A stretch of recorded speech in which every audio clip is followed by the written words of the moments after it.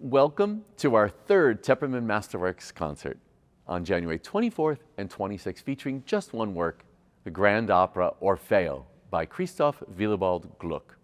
This work took Vienna by storm when it was written in 1762, and in fact, it took all of Europe by storm, as it changed single-handedly the trajectory of what opera was and what it could be. Now, this is really a story about how we here on earth deal with the death of a loved one, but the story itself comes from mythology. Orpheus, our star, is the son of one of the muses and a Thracian prince. Now, because of his lineage, that puts him somewhere between a god and a man. From his mother, he received the gift of music, so often you see him in artwork depicted with a lyre. Now, he is about to marry the love of his life, Euridice. They're all set, they're on their wedding day when she is bitten by a snake and dies. Soon, their wedding becomes a funeral. And he says, you know what, I will go down to hell and I will retrieve her soul and bring her back if I can. And so he sets off, and he's allowed to do this, but there is a caveat. He's not allowed to look at her as they come back to earth. And the other caveat is that he's not allowed to tell her that's what's going on. So as they're going up, she becomes more and more agitated that he won't look at her and he won't respond. Eventually, he buckles and he turns to her, at which time, unfortunately, the fates take over and she is sent right back to hell. Now, I know what you're thinking. This is a typical tragic love story for an opera. Gluck himself lamented that this wasn't the ending of the opera, because what I'm going to tell you is that in the 18th century, in the time of Enlightenment, well, it was really the tradition to have a happy ending. So love, Amore, comes in and changes everything, brings Euridice back to life, and boom, they live happily ever after.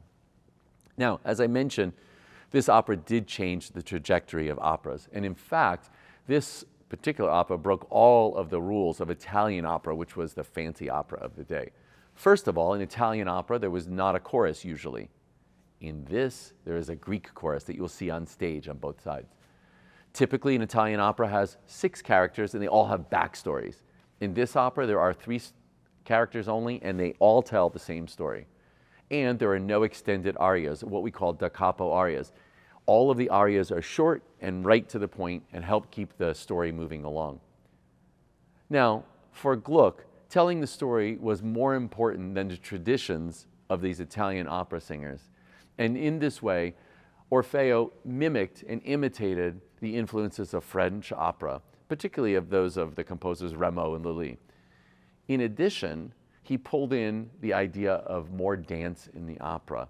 There's a lot of extended dance music in this opera, as well as dancers that will be dancing during some of the chorus. Now, the first performance, Orfeo, was sung by a castrato.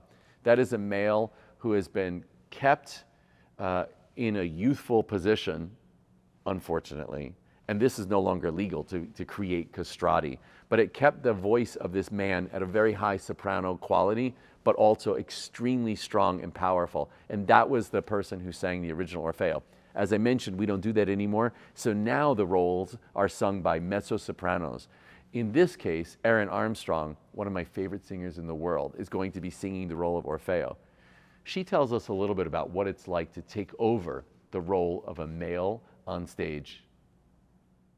Yeah, so many moons ago, and this is no longer a practice that we have in our culture, but young men there used to be castrati. And so if a young man expressed a beautiful vocal tone and an affinity for the stage, then they would be castrated, and so that they didn't go through puberty. And so their voices remained high, because at the time the thinking was that the higher the male voice, the more heroic, like the greater the hero, right? So in Gluck's time, that was still happening. And even, luckily we don't do this anymore, because that sounds horrible. So instead, all of these roles, and they're mostly I know Gluck is kind of the end of early music technically, but in a lot of early music, the male heroes are written for higher soprano voices or mezzo-soprano voices. So now, in order to achieve the same color and work with the vocal range that's there, women get to sing the parts. As I mentioned, this opera is really pretty revolutionary in the trajectory of opera history. One of the reasons is because the story itself is told so directly.